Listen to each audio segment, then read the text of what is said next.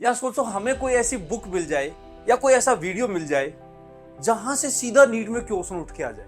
NCERT के important concept plus questions और NCERT exemplar के क्वेश्चंस जो सीधे नीट में पूछे जाने के चांसेस हैं, उनको हम यहां कवर कर रहे हैं। यहां पे हम उन क्वेश्चंस को सोल्व करेंगे, यहां पे उन कंसेप्ट को समझेंगे जो आएंगे एग्जाम में। या सोचो हमें कोई ऐसी बुक मिल जाए या कोई ऐसा वीडियो मिल जाए जहां से सीधा नीट में क्वेश्चन उठ के आ जाए, जो कॉन्सेप्ट एज इट इज, जो question as it is NEET में उठ के आ जाए, कितना मस्त मजा आ जाए। ये बात ऐसे लग रही है कि यार सर ऐसा कहां होता है, ऐसा होता है।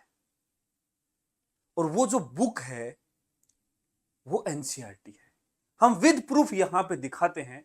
लास्ट लेक्चर में मैंने बहुत सारे क्वेश्चंस दिखाए थे, इस लेक्चर में बताऊंगा देखो एनसीईआरटी का ये क्वेश्चन एग्जांपल में दे रखा है, ये नीट में पूछा गया। ये देखो यहां पे क्वेश्चन है, ये नीट में पूछा गया। यहां विद प्रूफ बताया जा रहा है। ठीक है, तो मैं आशीष चौधरी स्वागत करता हूं आपका एनसीईआरटी डीप लाइंस में, जहां हम एनसीईआरटी के इंपॉर्टेंट कंसेप्ट प्लस क्वेश्चंस और एनसीईआरटी एग्जाम्पलर के क्वेश्चंस जो सीधे नीट में पूछे जाने के चांसेस हैं, उनको हम यहां कवर कर रहे हैं। तो करते हैं शुरुआत। न्यूटन्स लॉज ऑफ मोशन का लेक्चर नंबर 3 है। यदि आपने अभी लेक्चर 1 और 2 नहीं देखा है तो मैं आपसे रिक्वेस्ट करूंगा कि वो भी देख लेना। अब शुरू करते हैं हम लेक्चर नंबर 3।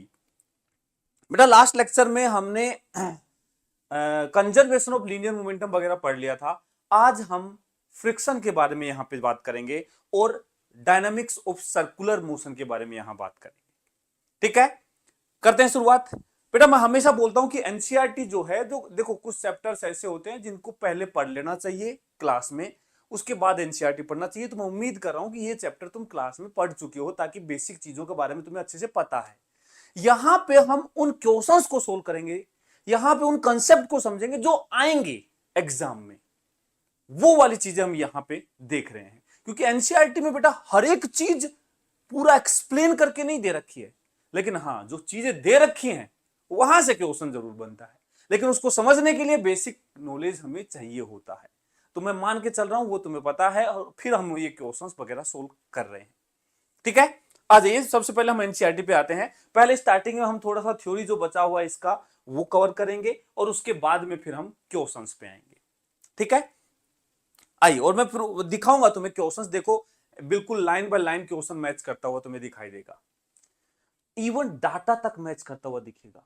और ये मैं कुछ अपने पास से क्वेश्चन बना के नहीं ला रहा हूं, ये एनसीईआरटी है जो चलती आ रही है सालों सालों से, और क्वेश्चंस जो अभी पूछे गए हैं प्रीवियस ईयर्स में। ठीक है, आ जाओ बेटा। लास्ट लेक्चर में यहां तक कवर कर चुके थे। अब हम पढ़ेंगे कॉमन फोर्सेस इन मैकेनिक्स। इसमें कुछ कहानी बता रखी है, कुछ फोर्सेस बता रखे हैं जो बेसिकली हमें पता है। जैसे एक बात करता है नॉर्मल रिएक्शन की, जब भी दो सरफेसेस एक दूसरे को पुश करने की कोशिश करते हैं तो वो इन दोनों के बीच में नॉर्मल रिएक्शन एक्ट करता है। एक होता है रस्सी में टेंशन। टेंशन जो है, रस्सी के मॉलिक्यूल्स जो हैं जब उनको पकड़ के रस्सी को खींचते हैं तो उनके बीच की सेपरेशन चेंज करने की कोशिश करते हैं, तो वो रिस्टोर करने की कोशिश करते हैं। इस चक्कर में वहां पे टेंशन जनरेट होती है रस्सी के अंदर। उसके अलावा स्प्रिंग के बारे में बता रखा है। स्प्रिंग का फोर्स हम जानते हैं कि एक स्प्रिंग को यदि नेचुरल लेंथ से एक्स इलोंगेट किया जाए या कंप्रेस किया जाए तो ये स्प्रिंग का फोर्स के एक्स हो जाता है, जो कि हमेशा कुछ ऐसे लगेगा कि स्प्रिंग को नेचुरल लेंथ में लाने की कोशिश करेगा। यदि स्प्रिंग को इलोंगेट कर दोगे तो उसको वापस खींचने की कोशिश करेगा, यदि उसको कंप्रेस कर दोगे तो एंड्स पे बाहर की तरफ धक्का लगाएगा। ठीक है, इन फोर्सेस के बारे में यहां पे हम जानते हैं, तो पूरा मैं लाइन बाय लाइन यहां पे रीड कर नहीं रहा हूं। जो चीजें काम की थी वो मैंने आपको बोल के बता दी है, आपको भी जरूरत नहीं है। लेकिन हाँ, कुछ पॉइंट यहां मैंने नोट किए हैं, ये आप भी नोट कर सकते हो। यहां से फ्रिक्शन के बारे में बहुत ही प्यारी चीज बता रहा है, देखना ध्यान से क्या बोल रहा है। The component of contact force. What is contact force? ये बोल रहा है कि दो सरफेस अब एक दूसरे को टच करते हैं तो उनके बीच में जो फोर्स लगता है उसको कॉन्टैक्ट फोर्स लगते हैं। लेकिन अभी तो मैंने बताया नॉर्मल फोर्स भी वो होता है कि दो सरफेस एक दूसरे के टच में है, एक दूसरे को दबाने की कोशिश करते हैं तो नॉर्मल रिएक्शन लगता है। तो क्या कॉन्टैक्ट फोर्स नॉर्मल फोर्स है? थोड़ा समझते हैं। कॉन्टैक्ट दो सरफेसेस के बीच में है। जैसे देखो ये कोई एक ब्लॉक है, ये फ्लोर के ऊपर एक ब्लॉक रखा हुआ है, सिर्फ रखा हुआ है, तो कॉन्टैक्ट फोर्स सिर्फ और सिर्फ यहां पे ग्राउंड से, यहां से इस सरफेस से ये लग जाएगा नॉर्मल। लेकिन मान लो इसको कुछ फोर्स से हम खींच रहे हैं आगे की तरफ, तो ग्राउंड से एक अपोजिशन में फोर्स भी लगता है इसको चलने। हम देखते हैं कि नॉर्मली जब धक्का देते हैं चीजों को तो चलती नहीं है तुरंत से, कुछ फोर्स के, एक्स्ट्रा फोर्स की डिमांड करती है। कई बार हम धक्का देते हैं नहीं खींच सकते, जोर से धक्का देते हैं नहीं खींच सकते, और जोर से धक्का देते तब जाके मूव करने लगती है। तो ये जो फोर्स होता है इसको फ्रिक्शन फोर्स बोलते हैं। तो एक्चुअल में यहां बोलना चाह रहा है कि ये नॉर्मल और फ्रिक्शन एक्चुअल में इस कॉन्टेक्ट फोर्स के ही कंपोनेंट होते हैं। देखना, एक्चुअल फोर्स तो ये होता है एफ कॉन्टेक्ट, इन दोनों का, नॉर्मल का और फ्रिक्शन का रिजल्टेंट कॉन्टेक्ट फोर्स होता है। एक्चुअल में कॉन्टेक्ट फोर्स के दो कंपोनेंट होते हैं जो इस सरफेस के म्यूचुअल कॉन्टेक्ट के परपेंडिकुलर है, इसको तो नाम दिया जाता है नॉर्मल, और जो इस सरफेस के पैरेलल है इसको नाम दिया जाता है फ्रिक्शन। यही बोल रहा है, the component of contact force normal to the surface in contact is called normal reaction, the component parallel to the surface in contact is called friction.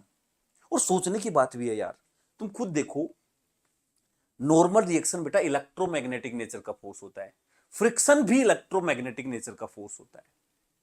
दोनों इसी सरफेस से लग रहे हैं और इसी पॉइंट पर, इसी जो कॉन्टेक्ट में है वहीं पे लग रहे हैं। तो दो same object, same surface, same nature के फोर्स, अलग अलग की क्या जरूरत है? एक्चुअल में नेट ये फोर्स है, कॉन्टेक्ट फोर्स एक फोर्स होता है जिसके दो कंपोनेंट होते हैं, जो एक नॉर्मल की तरह बिहेव करता है, दूसरा फ्रिक्शन की तरह बिहेव करता है। तो नॉर्मल और फ्रिक्शन अलग अलग नहीं, एक कॉन्टेक्ट फोर्स के दो कंपोनेंट होते हैं। देखो कितनी प्यारी बात बोला हुआ है, ठीक है। तो ध्यान रखने वाली बात है कि कॉन्टेक्ट फोर्स के कंपोनेंट्स है ये, जो सरफेस के परपेंडिकुलर होता है उसको हम नॉर्मल बोल देते हैं, जो पैरेलल होता है उसको हम फ्रिक्शन बोल देते हैं, ठीक है। वही बातें बता रहे हैं यहां पे। और भी बहुत सारे फोर्स बता रहा है कि जब बॉल हवा में चलती है तो एयर रेजिस्टेंस जो लगता है, और ऐसे पानी के अंदर कोई ऑब्जेक्ट को डाल दिया जाए तो बॉइंट फोर्स जो लगता है, ये कॉमन फोर्सेस हैं जो नॉर्मली हम डेली लाइफ में या फिर आगे आने वाली मैकेनिक्स में हम देखेंगे, ठीक है। वो सब के बारे में थोड़ा बहुत बता रखा है, कुछ एग्जाम्पल से तुम्हें केसेस दिखा रखे हैं। तो न्यूमेरिकल पर्पज से यहाँ कुछ खास नहीं है, लेकिन बस वो जो पॉइंट बताया वहां से वो पॉइंट हमें ध्यान रखना चाहिए, ठीक है। चलो आगे बढ़ते हैं। अब हम बात करते हैं डिटेल में फ्रिक्शन की। डिटेल में बात करते हैं फ्रिक्शन। देखो फ्रिक्शन हम जानते हैं कि कोई भी ऑब्जेक्ट को हम ग्राउंड पे जब स्लाइड करने की कोशिश करते हैं, दो सरफेसेस के बीच में रिलेटिव मोशन लाने की कोशिश करते हैं, तो वहां पे फ्रिक्शन लगता है। वो सरफेस, उस दोनों सरफेसेस जो एक दूसरे के कांटेक्ट में है, वो रिलेटिवली मूव नहीं करना चाहती, तो वहां पे फ्रिक्शन एक्ट करता है। यहां फ्रिक्शन दो टाइप का होता है, एक होता है स्टैटिक और एक होता है काइनेटिक। स्टैटिक फ्रिक्शन जो होता है वो तब एक्ट करता है जब दोनों सरफेस के बीच में रिलेटिव मोशन ना हो, बट एक दूसरे पे स्लाइड करने की टेंडेंसी हो। जैसे ये दोनों हैं, मैं ऊपर वाले हाथ को पुश कर रहा हूं लेकिन स्लाइड नहीं कर रहा, मतलब टेंडेंसी है, चाहता है, लेकिन उसको वो जो फ्रिक्शन है वो उसको स्लाइड करने नहीं दे रहा है, ठीक है। तो इसको हम बोलते हैं स्टैटिक फ्रिक्शन। दूसरा होता है काइनेटिक, जब दो सरफेसेस के बीच में रिलेटिव मोशन हो, एक दूसरे के रिलेटिव में मूव कर रही हूं, तब एक्ट करता है काइनेटिक फ्रिक्शन। स्टैटिक फ्रिक्शन जो होता है वो सेल्फ एडजस्टिव नेचर का होता है। हम देखते हैं कई बार कि एक ऑब्जेक्ट रखा हुआ है, हमने धीरे से धक्का दिया नहीं चला, और जोर से धक्का दिया नहीं चला, और जोर से धक्का दिया नहीं चला, नहीं चला, रेस्ट पे है, मतलब इक्विलिब्रियम में है, मतलब नेट फोर्स जीरो है। इसका मतलब जितना फोर्स हमने लगाया, कोई ना कोई तो होगा ना जो उसको कैंसिल कर रहा है, दैट इज फ्रिक्शन। और वो होता है स्टैटिक फ्रिक्शन। 2 न्यूटन लगाया तो 2 न्यूटन कैंसिल कर दिया, 3 लगाया तो 3 कैंसिल, 4 लगा, मतलब जितना हम लगा रहे हैं उतना फ्रिक्शन लग करके उसको कैंसिल कर दे रहा है। तो इसको बोलते हैं सेल्फ एडजस्टिव नेचर का, लेकिन उसकी लिमिट होती है, सब बता रखा है यहां पे। It is found in experimentally that the limiting value of the static friction is independent of area of contact। बोल रहा कि दो सरफेस कितने कॉन्टेक्ट एरिया में है उस पर भी डिपेंड नहीं करता है। बहुत अजीब सी बात है, लेकिन सच्चाई है कि कॉन्टेक्ट एरिया पे फ्रिक्शन फोर्स डिपेंड नहीं करता है, and varies with the normal reaction approximately as static friction की मैक्सिमम लिमिट है। This is limiting value of static friction, मतलब मैक्सिमम जो स्टैटिक फ्रिक्शन लग सकता है वो ये है म्यूएस इंटू एन, जहां म्यूएस होगा स्टैटिक फ्रिक्शन कोफिशिएंट, ठीक है। एन नॉर्मल रिएक्शन है, दोनों सरफेसेस के बीच में जो कांटेक्ट में है एक दूसरे के, उनके बीच का नॉर्मल रिएक्शन। तो फ्रिक्शन की जो वैल्यू होगी, static friction is not mu s into N, static friction की मैक्सिमम लिमिट जो है वो है म्यूएस इंटू एन। एक्चुअल में स्टैटिक फ्रिक्शन जो है that is less than equal to mu s into N, मतलब ये मैक्सिमम पॉसिबल वैल्यू है। हमेशा स्टैटिक फ्रिक्शन इससे क्या होगा, छोटा होगा, ज्यादा से ज्यादा बराबर हो सकता है। कब लगेगा, जब रिलेटिव मोशन ना हो। ठीक है। दूसरा होता है काइनेटिक फ्रिक्शन। कब लगेगा काइनेटिक फ्रिक्शन, जब दो ऑब्जेक्ट के बीच में रिलेटिव मोशन होने लग जाए, स्लाइड करने लग जाए, तो वो होगा काइनेटिक फ्रिक्शन। ठीक है। काइनेटिक फ्रिक्शन जो होता है उसकी वैल्यू होती है म्यू के इंटू एन, फिक्स है, ये फिक्स है, ये सेल्फ एडजस्टिव नेचर का नहीं होता, इसकी वैल्यू फिक्स है म्यू के इंटू एन। म्यू यहां का फ्रिक्शन कोफिशिएंट, एन यहां का नॉर्मल रिएक्शन। ठीक है। बोल रहा है kinetic friction like static friction is found to be independent of area of contact, further it is nearly dependent, it is nearly independent of velocity. ध्यान रखना, मतलब दो ऑब्जेक्ट एक दूसरे पे कितना स्पीड से स्लाइड कर रहे हैं उससे फर्क नहीं पड़ रहा, बस इससे फर्क पड़ रहा है कि स्लाइड कर रहे हैं या नहीं कर रहे। कर रहे हैं तो काइनेटिक फ्रिक्शन है कितना, म्यू एस, म्यू के इंटू एन। बात आएगी किधर लगेगा, तो देखो ये ऑब्जेक्ट है, ये ऑब्जेक्ट है, ये रुका हुआ है, ये चलना चाह रहा है आगे, तो ऊपर वाला जो आगे चलना चाह रहा है उस पर फ्रिक्शन पीछे लग जाएगा, इसको रोकेगा। मतलब फ्रिक्शन हमेशा उस रिलेटिव मोशन को खत्म करने की कोशिश करेगा। तो नीचे वाले ब्लॉक को कहेगा चलो साथ में, और ऊपर वाले को कहेगा रुको। जो तेज चल रहा है उसको धीरे करेगा, उसको रिटार्ड करेगा, उस पर पीछे लगेगा, और जो धीरे चल रहा है उसको तेज करेगा, उसका सपोर्ट करेगा, उस पर उसके मोशन के डायरेक्शन में लगेगा। ठीक है। चलो ये हो गए फ्रिक्शन की बातें। अब देखो, note that it is not motion but relative motion that frictional force oppose. हाँ, एग्जाम्पल से इसे समझा भी रखा है, मैं बताता हूं। बोल रहा है कि फ्रिक्शन, कुछ लोग सोचते हैं फ्रिक्शन मोशन का अपोज करता है, नहीं, ऑलवेज फ्रिक्शन मोशन का अपोज नहीं करता है, वो हमेशा रिलेटिव मोशन का अपोज करता है। वो ऐसा नहीं चाहता कि कोई चले ही ना, वो चाहता है कि चलो तो चलो कोई बात नहीं, लेकिन सब साथ साथ चलो, एक दूसरे पे रगड़ा रगड़ी, रिलेटिव मोशन नहीं होना चाहिए, सरफेसेस एक दूसरे के रिलेटिव में मूव नहीं करनी चाहिए, तो वो मोशन का नहीं, रिलेटिव मोशन का अपोज करता है। बहुत सारे मोशन ऐसे होते हैं जिसमें ऑब्जेक्ट का मोशन ही फ्रिक्शन के कारण होता है। जैसे हम चल रहे हैं ग्राउंड पे, हम ग्राउंड पे चल रहे हैं तो हमारे ऊपर जो फोर्स लग रहा है फ्रिक्शन का, उसी के कारण हम चल रहे हैं। यदि फ्लोर स्मूथ होगा, चिकना होगा, तो हम वहीं फिसलते रहेंगे, नहीं चल पाएंगे। जैसे चिकना फ्लोर होता है उस पर हम दौड़ नहीं पाते हैं, गिर जाते हैं। क्यों? क्योंकि फ्रिक्शन हमें सफिशिएंट फोर्स नहीं दे पाता कि हम बड़े बॉडी आगे की तरफ भाग सके। ठीक है ना। ऐसे गाड़ी भी स्मूथ सरफेस पे नहीं चल पाएगी, फ्रिक्शन वाले सरफेस पे ही गाड़ी आगे मूव कर पाएगी। ठीक है। चलो अब क्वेश्चन करते हैं। इस क्वेश्चन को मैंने यहां रखा हुआ है, इसमें क्वेश्चन पे आगे बढ़ने से पहले एक बहुत ही काम की बात मैं यहां पे बता देता हूं, ध्यान से देखना बेटा। मंथन 3.0 जो अभी हमने बैच लॉन्च किया, जो नया स्टार्ट होगा बैच, अब मंथन 3.0, यदि आप अभी भी ऐसा सोच रहे हो कि यार मैंने कोई बैच नहीं लिया, मैं चाहता हूं कि प्रॉपर तरीके से हर एक चीज फॉलो हो, जहां मुझे टाइम पे लेक्चर मिले मैं उसको देखूं, टाइम पे डीपीपी मिले, मुझे काम दिया जाए मैं उसको करके जाऊं, और अभी भी तुम्हारे अंदर है कि यार नहीं मैंने समय तो बहुत गवा दिया, लेकिन मैं चाहता हूं कि अभी भी मैं इस रेस में शामिल हो जाऊं, तो मौका है बेटा। उसके लिए हमने मंथन 3.0 लॉन्च किया है, सिर्फ उन्हीं बच्चों के लिए जो अभी भी चाहते हैं कि मैं उस रेस में दौड़ना चाहता हूं, मैं कोशिश करूंगा, अपना फुल एफर्ट लगा दूंगा, और मैं उन सब बच्चों के साथ सिलेबस कंप्लीट कर लूंगा। तो वही मार्च के लगभग तक आपका सिलेबस यहां पे खत्म हो जाएगा, पूरा सिलेबस बिल्कुल नॉर्मल तरीके से पढ़ाया जाएगा। हो सकता है कभी कभार आपकी क्लासेस थोड़ी जो है वो 2 घंटे की, 2 घंटे से ऊपर की भी हो जाए, लेकिन पूरा सिलेबस अच्छे से कवर करवाया जाएगा मंथन 3.0 में।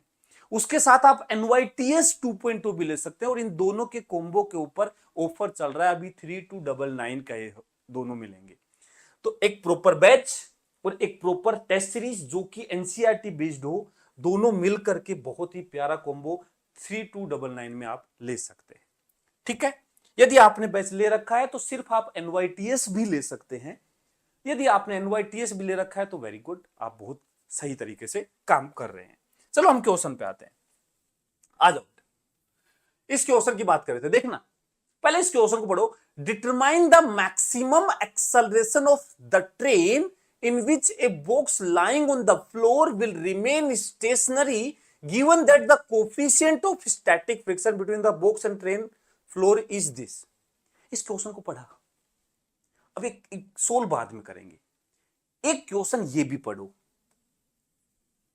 Calculate the maximum acceleration of moving car so that body lying on the floor of the car remains stationary. Coefficient of static friction between the body and floor is 0.15. सारी चीजें वही, floor पे stationery रहना चाहता है, coefficient of friction वही 0.15 है, और वही तुमसे पूछा क्या है, मैक्सिमम एक्सेलरेशन ऑफ ट्रेन। यहां ट्रेन है और यहां पे मेरे ख्याल से कार है, बस इतना चेंज है। देखो बहुत बड़ा चेंज कर, उसमें ट्रेन थी यहां कार है, बाकी म्यू 0.15 वो भी चेंज नहीं किया। और ये 2023 का क्वेश्चन, और एनसीईआरटी तो मेरे ख्याल से कई सालों से चल रही है, तो ऐसा नहीं है। देखो ये क्वेश्चंस मैं खुद सरप्राइजली मतलब हैरान हुआ मैं इस चीज को देखे कि यार इतने सारे क्वेश्चंस, और ये नहीं बहुत सारे क्वेश्चन दिखाऊंगा अभी आगे मैं, एडजेक्टिव्स उठ के आए हैं और चेंज भी किया, तो थोड़ा बहुत डाटा को इधर उधर किया। मतलब आप ये क्वेश्चंस करके जाओगे तो सोचो कितना बेनिफिट मिलेगा आपको। ठीक है, आ जाओ सोल्व करते हैं अब इस क्वेश्चन को। ये हो गया तो अगला हो गया, कोई बड़ी बात नहीं है। बोल रहा है कि मैक्सिमम एक्सेलरेशन ऑफ ट्रेन बताओ जिससे कि बॉक्स जो रखा है इसके ऊपर वो स्टेशनरी रहे। तो ये ट्रेन है बेटा, ये ट्रेन है, इसमें एक ब्लॉक रखा हुआ है, ठीक है, box lying on the floor remain stationery. तो ये ट्रेन का एक्सेलरेशन ए है। यदि मैं चाहता हूं कि ये ब्लॉक स्टेशनरी रहे, मैं ग्राउंड से ही सोल्व कर रहा हूं, मैं चाहता हूं कि ब्लॉक स्टेशनरी रहे, तो कोई ना कोई तो होना चाहिए जो ब्लॉक पे आगे फोर्स लगाए। भाई गाड़ी ट्रेन को तो चलो फ्रिक्शन ग्राउंड का दे रहा होगा, उसको आगे बढ़ा रहा है, लेकिन इसको कौन बढ़ा रहा है, यहां का फ्रिक्शन। तो यदि ये इसके रिलेटिव में मूव नहीं कर रहा, मतलब इस ब्लॉक पे जो फोर्स है, सॉरी इस ब्लॉक का जो एक्सेलरेशन है वो भी ए है। जितना ट्रेन का एक्सेलरेशन उतना ब्लॉक का एक्सेलरेशन, तो इस ब्लॉक का एक्सेलरेशन भी क्या है, ए है, सेम उतने ही एक्सेलरेशन चल रहा है। तो मैं कहूंगा इस ब्लॉक का डायग्राम बना के कि आगे लग रहा है फ्रिक्शन और इसका एक्सेलरेशन ट्रेन के बराबर, तो net force is equal to mass into acceleration. तुम एक्सेलरेशन बढ़ाओगे ट्रेन का, फ्रिक्शन बढ़ेगा, और बढ़ाओगे और बढ़ेगा, और बढ़ाओगे और बढ़ेगा। लेकिन यार फ्रिक्शन की तो एक औकात होती है, लिमिट होती है। तो तुम यदि एक्सेलरेशन मैक्सिमम चाहते हो तो फ्रिक्शन को मैक्सिमम कर दो, तुम्हें एक्सेलरेशन भी मैक्सिमम मिल जाएगा। फ्रिक्शन की मैक्सिमम वैल्यू बेटा यदि इसके ऊपर रेस्ट पे है, मतलब स्टैटिक फ्रिक्शन, वो लग सकता है maximum mu s into N, mu s into N, जो आ जाएगा m इंटू ए मैक्सिमम। तो म्यू एस दे रखा है 0.15, n बेटा नॉर्मल रिएक्शन देखो, नीचे लगेगा mg और फ्लोर से नॉर्मल रिएक्शन लगेगा n, जो कि mg के बराबर होगा। तो यहां लिख दो m इंटू जी। चलो अभी मैं थोड़ा आंसर निकाल लेता हूं, फिर बाद में वैल्यू पुट करूंगा। इन जनरल आंसर निकाल लेता हूं, mu s into M G is equal to m into A maximum. m से m कैंसिल हो गया, तो a मैक्सिमम जो है वो आ गया म्यू एस इंटू जी। ये याद कर लो यार, ये बहुत जगह काम आता है, पता है इस क्वेश्चन को घुमा घुमा के कैसे पूछ सकता है। एक तो ये सीधा तरीका हो गया, तो एचजीटीजी दे दिया। ऐसे बोल सकता है हम यदि दौड़ना चाहते हैं तो मैक्सिमम हमारा कितना एक्सेलरेशन हो सकता है, आंसर सेम आएगा म्यू जी। एक बाइक को दौड़ाना चाहते हैं, मैक्सिमम कितना एक्सेलरेशन हो सकता है, आंसर सेम आएगा म्यू जी। एक बक्से को जोर से स्लाइड करके फेंक दिया, तो स्लाइड करेगा तो स्लाइड को रोकेगा फ्रिक्शन, तो उसको रोकने की कोशिश करेगा, तो मैक्सिमम रिटार्डेशन कितना होगा, म्यू जी। एक गाड़ी चल रही है, ब्रेक लगा दिया, ब्रेक लगाया, मैक्सिमम रिटार्डेशन कितना होगा, म्यू जी।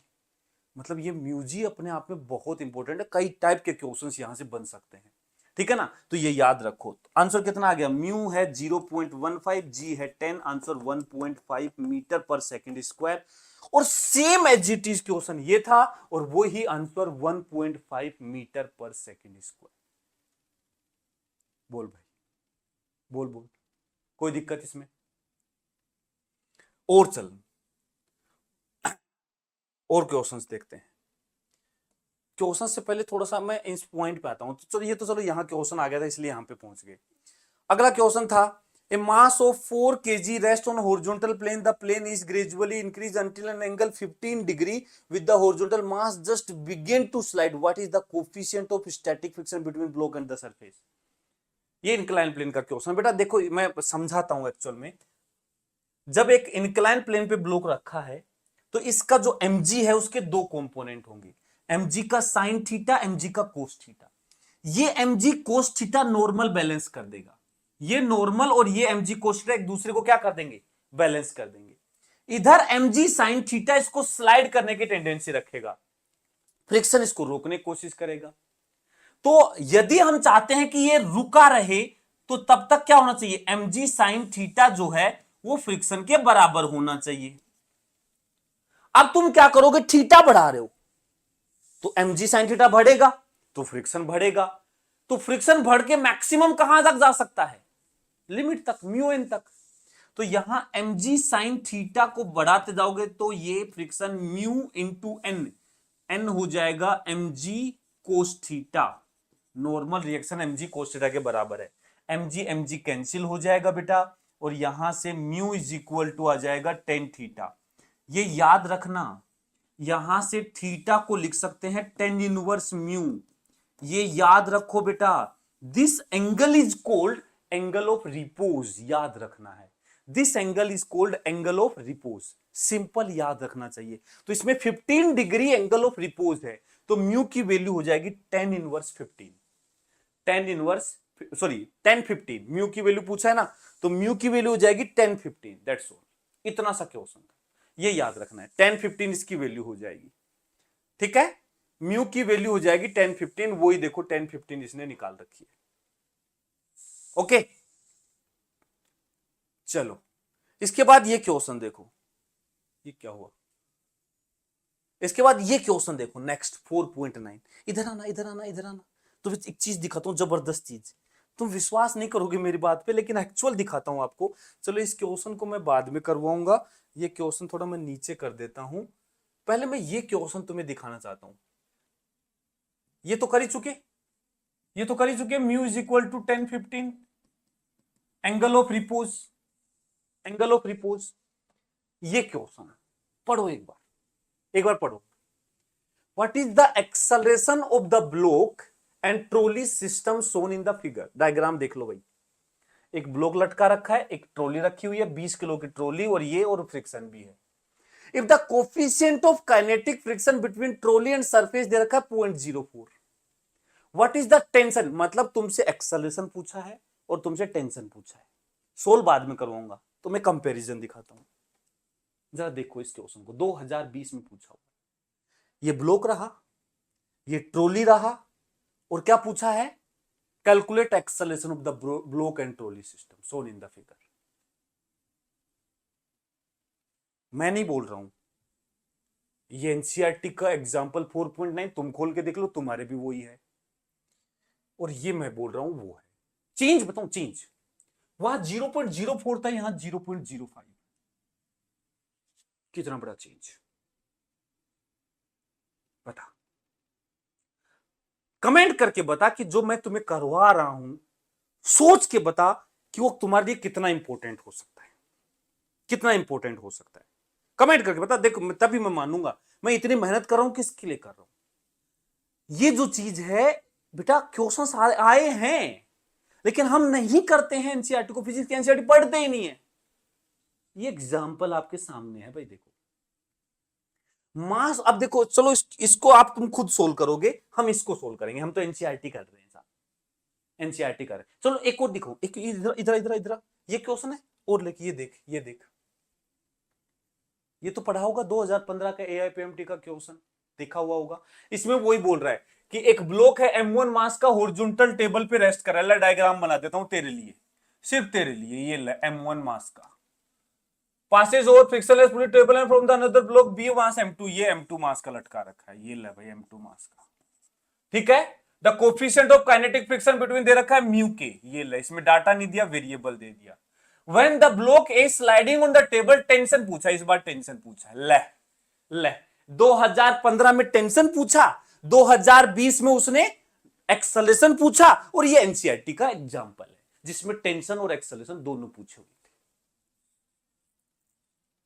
बता, देख ले, अब चॉइस तेरी है कि एनसीईआरटी को कितना सीरियस लेके पढ़ना है। मैं इससे ज्यादा तुम्हें क्या ही बताऊंगा, बताओ, विद प्रूफ बता रहा हूं। और देखना, लो और दिखाता हूं, और दिखाता हूं। नहीं, हो सकता है तेरे को लग रहा हो कि अभी कमी है सर, और ले 2014 का देख। इस बार इसने थोड़ा दिमाग खेला था। उस समय 14-15 के टाइम में थोड़ा सा टफ आता था, तो उसने थोड़ा सा दिमाग खेला। क्या? एक एम मास ये लगाया, तीनों मास दे रखे, बराबर दे रखे, क्वेश्चन में बता रखा है, ठीक है ना। Consist of 3 masses M1 M2 M3 passes through, और ये देखो ये बराबर दे रखे। तो इसने क्या कहा, एक एम मास ये है और 2 एम मास ये लगा दिए। अरे भाई क्यों बेवकूफ बना रहे हो, क्यों बेवकूफ बनाना चाह रहे हो भाई? सीधा ही बोल दो ये 2 एम मास है, सीधा ही बोल दो ये पुली से लगा रखा है और एम मास लटका रखा है, सीधा ही बोल दो कि एनसीईआरटी का क्वेश्चन चिपका रहे हैं हम। शर्म क्या है इसमें? क्या शर्म है इसमें भी? एक्सेलरेशन पूछा, शर्म क्या है? चुपचाप बोल दो ना एनसीईआरटी का क्वेश्चन चिपका रहे हैं हम। है? क्या दिक्कत है?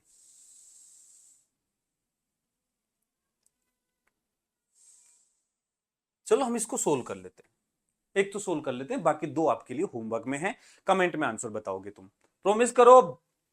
इनको सीरियस लो भाई, ये क्वेश्चन तुम थ्योरी नहीं पढ़ रहे हो तो एटलीस्ट ये जो क्वेश्चंस एग्जांपल्स जो मैं करवा रहा हूं, एग्जाम्पलर के क्वेश्चंस जो ला रहा हूं, उनको सीरियस लेके कर लो। बहुत बेनिफिशियल है, एज उठ के आ जाएगा। बाद में रोते रहना नहीं करोगे तुम्हें। देखो अब क्या ही बोलूं, जो अपना दोस्त है जो बोलता है ना कि एनसीईआरटी, अरे फिजिक्स में एनसीईआरटी क्या पढ़ना है, अरे फिजिक्स में कोई एनसीईआरटी पढ़ता है, उसके मुंह पे उठा के मारिए वीडियो, मुंह पे उठा के मार। मैं बता रहा हूं कि देख क्या बोल रहा है, बहुत जरूरी है तभी करवा रहे हैं। जो सिर्फ जरूरी चीजें ना वही मैं करवा रहा हूं, फालतू में मैं नहीं कर रहा हूं कि एक एक लाइन को बैठ के तू पढ़। मैं समझा रहा हूं ना, उतना कर ले बस।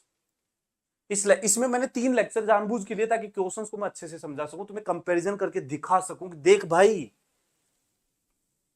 लेट्स को सोल्व करते हैं।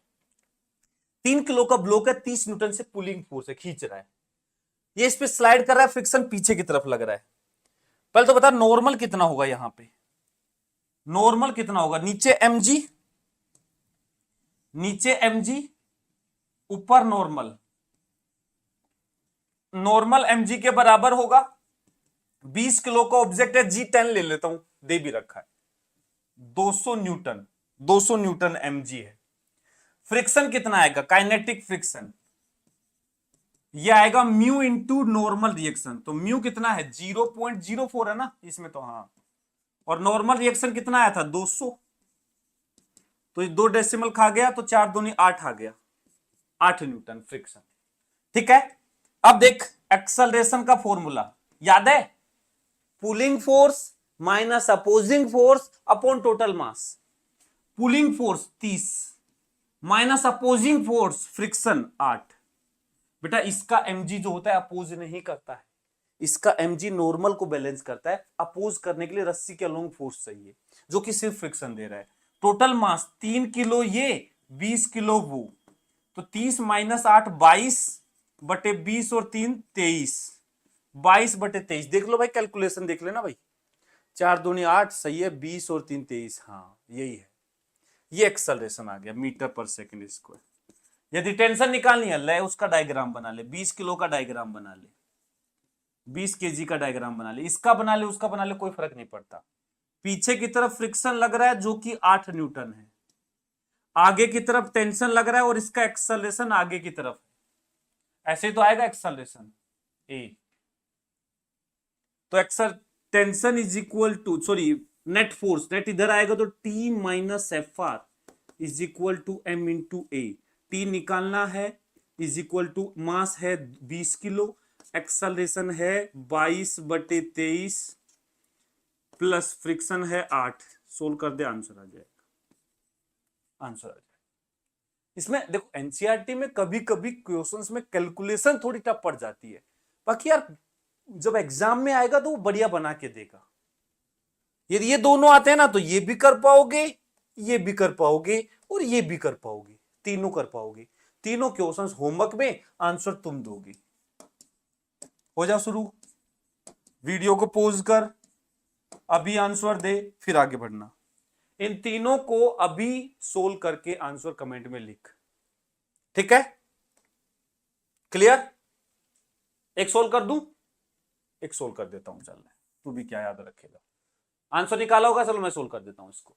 इसमें देखो बोल रखा है कि 3 मास है, रस्सी से कनेक्टेड है, M1 हैंग कर रखा है फ्रीली, ये M मास है, ये MM2M हो गया, तीनों बराबर मास के थे। कोफिशिएंट ऑफ फ्रिक्शन दे रखा है mu, okay. Police frictionless and negligible of mass, downward acceleration of M, इसका बोला कि नीचे की तरफ एक्सेलरेशन क्या होगा इसका, वही बात है, इसका A इधर होगा और इनका A इधर होगा, इसका A इधर होगा, इसका A इधर होगा, वही सारी कहानी। यहां जो नॉर्मल रिएक्शन होगा वो इसके mg को बैलेंस करेगा, 2m का 2mg हो जाएगा। पीछे की तरफ फ्रिक्शन लगेगा जो कि इसको रोकने की कोशिश करेगा, फ्रिक्शन जो कि होगा म्यू इंटू एन, मतलब mu into 2mg, mu into 2mg friction, और इसका mg इसको चलाने की कोशिश करेगा। एक्सेलरेशन क्या आएगा? एक्सेलरेशन आएगा pulling force minus opposing force upon total moving mass 3m। देख m m m एक्सेलरेशन कितना आ गया, g कॉमन आएगा 1 minus 2 mu into G by 3, 1 minus 2 mu G by 3, ये ला आंसर आ गया। लगा ले भाई, आंसर आ गया। देख कितना आसान है, ठीक है। यदि देखा हुआ क्वेश्चंस लगेंगे तो अपने आप को कॉन्फिडेंस आ जाएगा फिर कि हाँ ये काम है, बहुत आसान चीज है, वही सेम चीज करना था। चल अब मैं वापस से एनसीईआरटी पे आता हूं। तो देखो ये क्वेश्चन एज इट इज पूछा हुआ है, थोड़ा सा रिसर्च करोगे देखोगे तो ये क्वेश्चन भी पूछा हुआ है, एंगल ऑफ रिपोज के बारे में पूछा हुआ है प्रीवियस ईयर में, ये क्वेश्चन पूछ लिया, देख लो लगातार छोड़ ही नहीं रखा क्वेश्चंस, ये छोड़ रखा है ना तो अब पूछ लेगा 2024-25 में पूछ लेगा। चल ठीक, एंगल ऑफ रिपोज पे दिलवाते हैं क्वेश्चन, ये खुश रहे, ठीक है। हाँ नीट में क्वेश्चन रोलिंग फ्रिक्शन का भी पूछा हुआ है, मैं शायद लाया हूं क्या उसे, शायद लाया हूंगा, मैं दिखाता हूं अभी। ये आओ, रोलिंग फ्रिक्शन क्या होता है ये बता रहा है कि देखो नॉर्मली क्या होता है, चीजों को ऐसे जो कुछ क्यूबिकल बॉक्स है उसको स्लाइड करके धक्का देके चलाओगे मुश्किल होता है, लेकिन पहिया जो होता है राउंड शेप का होता है, स्फीयर बॉल जो होती है राउंड शेप की होती है, उनको चलाना आसान होता है। क्यों? क्योंकि उस केस में जो फ्रिक्शन लगता है उसको इसने नाम दिया रोलिंग फ्रिक्शन। तो ये बता रहा है कि रोलिंग फ्रिक्शन जो होता है वो कम होता है। एक्चुअली पूरी कहानी तो बहुत टफ है, इसकी कॉम्प्लिकेटेड है, इसने समझाने की कोशिश भी कर रखा है। प्रैक्टिकली क्या होता है, रोलिंग फ्रिक्शन स्टैटिक फ्रिक्शन होता है, वो तो जीरो होता है। जब ऑब्जेक्ट प्योर रोल करने लग जाता है तो उस पर फ्रिक्शन लगता ही नहीं है। क्यों? क्योंकि फ्रिक्शन तब लगता है जब रिलेटिव मोशन हो। लेकिन इस वाले केस में क्या होता है, जब पहिया रोल करता है तो पॉइंट ऑफ कॉन्टेक्ट होता है, थोड़ा बहुत रोटेशन का आइडिया हो तो रोलिंग मोशन में पॉइंट ऑफ कॉन्टेक्ट जो होता है वो रेस्ट पे होता है, मतलब स्लाइड नहीं कर रहा होता है। जब स्लाइड नहीं कर रहा होता है तो कोई टेंडेंसी नहीं है स्लाइड करने की, तो फ्रिक्शन नहीं लगेगा। लेकिन प्रैक्टिकली ऐसा नहीं होता है एग्जैक्ट। हम रिजिड ऑब्जेक्ट जो लेते हैं एक्चुअल में प्रैक्टिकली रिजिड ऑब्जेक्ट होते नहीं है। होता क्या है, तुमने देखा होगा, गाड़ी का टायर भी देखा होगा, जो बॉटम वाला जो पोर्शन है वो थोड़ा फ्लैट हो जाता है, बाकी राउंड होता है, यहां से थोड़ा फ्लैट हो जाता है। तो एक्चुअल में रिजिड ऑब्जेक्ट का तो हम बोल देते हैं कि एक पॉइंट कांटेक्ट में, लेकिन एक पॉइंट नहीं, यहां एक कुछ रीजन में कांटेक्ट में होता है। तो इस चक्कर के चलते, इस चीज के चलते अब क्या होगा, यहां पे एक पॉइंट कांटेक्ट में नहीं है तो वो वाली कंडीशंस नहीं लगती है कि पॉइंट ऑफ कांटेक्ट रेस्ट पे है। यहां तो मल्टीपल पॉइंट्स का है, एक रेस्ट पे बाकी तो चल रहे हैं। तो इस चक्कर के चलते यहां फ्रिक्शन आता है जो इसको रोकने की कोशिश करता है, ठीक है। तो वो एक कहानी बता रखा है। हमें कुल मिला के एक बात याद रखनी है कि राउंड शेप के जो ऑब्जेक्ट होते हैं उन पे जो फ्रिक्शन की वैल्यू होती है वो बहुत कम होती है, इसको हम रोलिंग फ्रिक्शन के नाम से बोलते हैं, ठीक है। अब देखो इसने बोल भी रखा है कुछ काम की बातें, मैं पढ़ देता हूं, यहां पे मार्क कर रखी है मैंने। Rolling friction again has a complex origin though somewhat different from the static and sliding friction. बोल रहा है कॉम्प्लेक्स चीज है, खुद ही मान रहा है। During rolling the surfaces in contact get momentarily deformed a little, मैंने बताया ना अभी ऐसे दब जाती है, deformed and this result in a finite area not a point, मतलब एक एरिया कॉन्टेक्ट में होता है, फ्लैट हो जाती है, तो of the body being in contact with the surface. The net effect is that the component of the contact force parallel to the surface opposes motion. Component of contact force parallel to surface, friction की बात कर रहा है। Contact force के दो component, एक normal एक friction, तो बोला है जो सरफेस के पैरेलल वाला जो कंपोनेंट आता है कॉन्टेक्ट फोर्स का, वो इसको रोकने की कोशिश करता है, इसको रोलिंग फ्रिक्शन के नाम से जाना जाता है।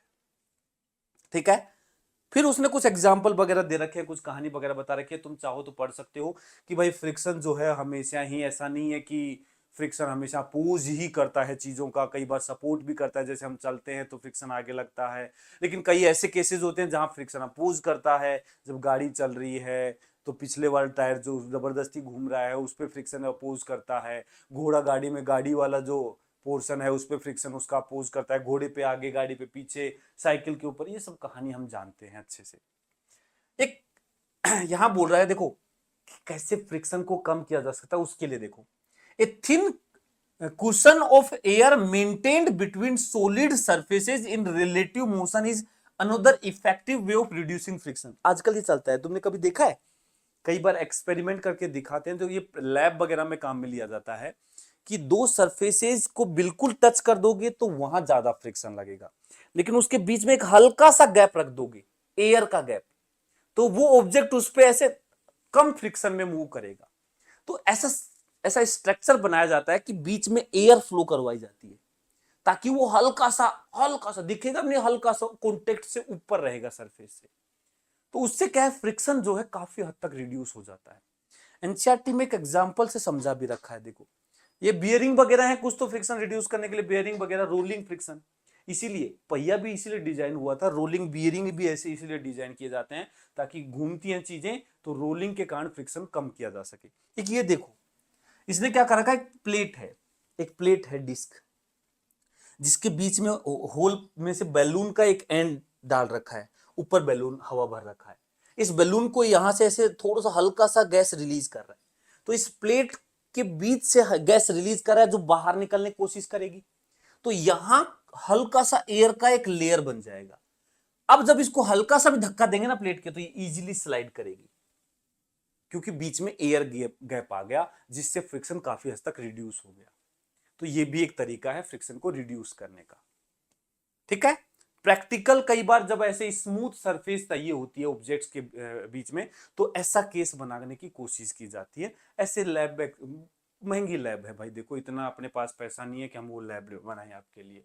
ठीक है, ठीक है, आप वैसे ही समझ जाएंगे ये बात को। ठीक है, आ जाओ क्वेश्चंस पे। हाँ, ये क्वेश्चन देखो, नीट 2018 में पूछा हुआ क्वेश्चन है, नीट 2018 में।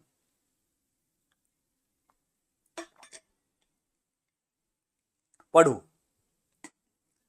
विच one of the following statement is incorrect, गलत पूछा है। Frictionless force oppose the relative, ये फ्रिक्शनलेस नहीं है, फ्रिक्शनल फोर्स है, ये थोड़ा सा गलत लिखा हुआ है यहां पे, फ्रिक्शनल फोर्स है, frictional force oppose the relative motion, सही बात है, ये तो गलत नहीं है।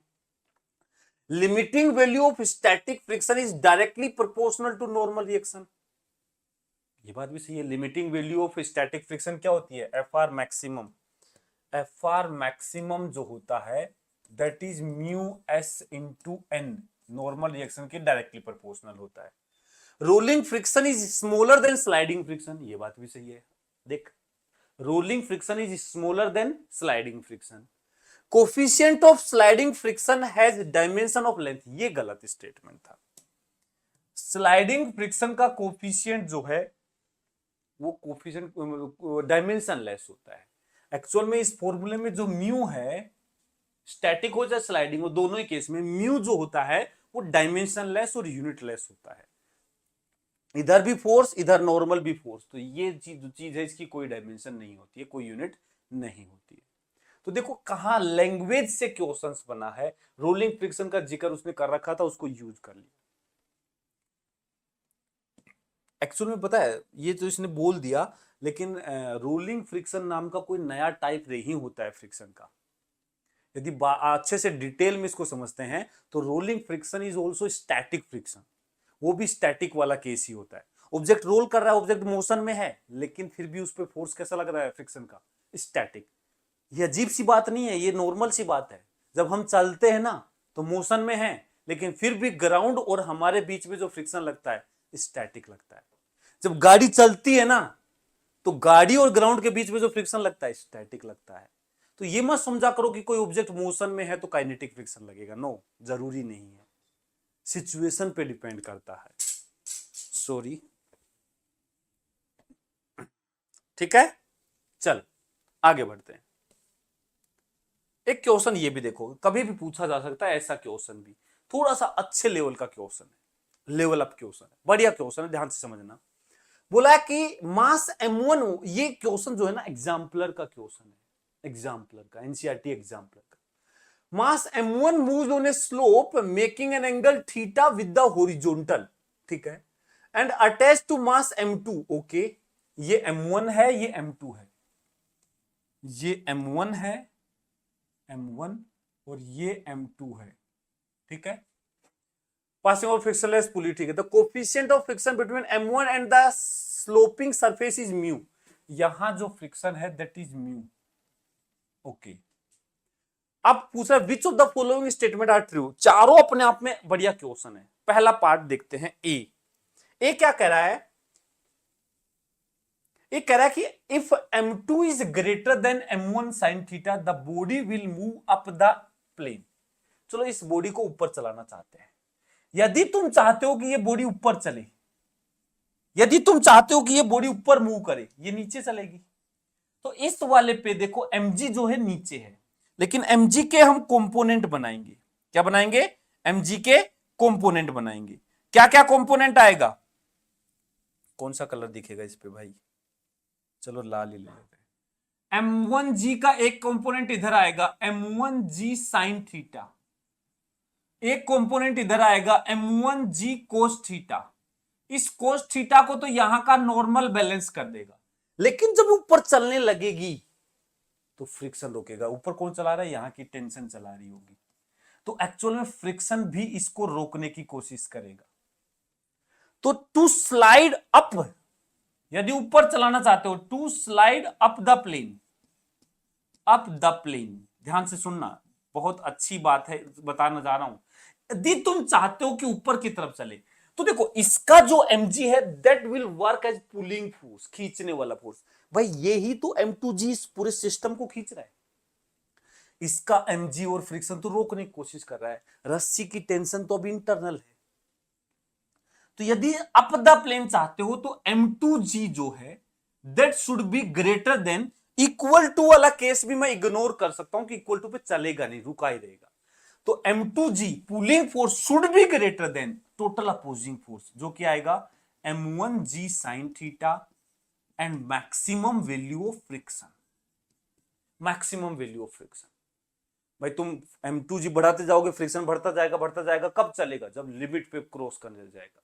तो बताओ m2g should be greater then m1g sin theta, और फ्रिक्शन आ जाएगा म्यू इंटू एन, एन हो जाएगा m1g cos theta, m1g cos theta. क्या क्या आ जाएगा? जी भाग जाएगी, देखो।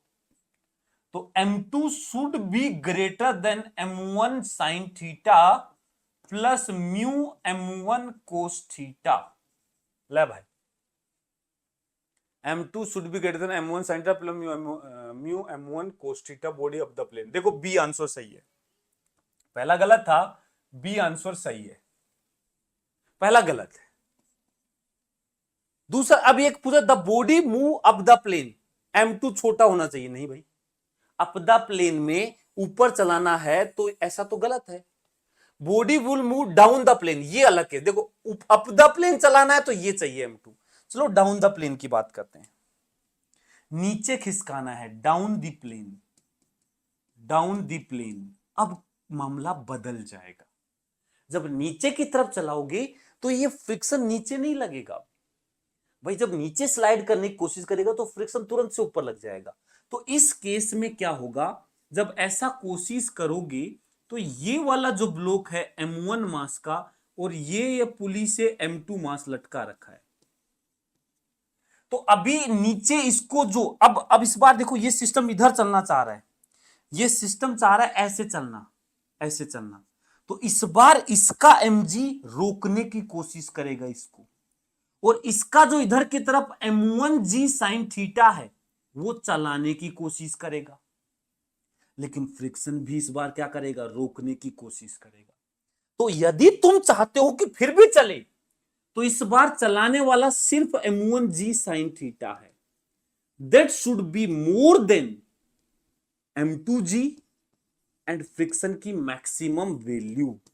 इस बार फ्रिक्शन इधर लगने लग जाएगा नीचे स्लाइड करने के लिए। तो m1g sine theta should be greater then m2g plus friction की वैल्यू हो जाएगी म्यू m1g कोस थीटा। जी फिर से भाग जाएगी, तो यहां से m1 साइन थीटा, और ये उधर आएगा minus mu m1 cos theta should be greater then m2, या मैं बोलूं m2 should be less than this, m2 should be less than m1 sine theta minus mu m1 cos theta. बिल्कुल ये answer भी सही है।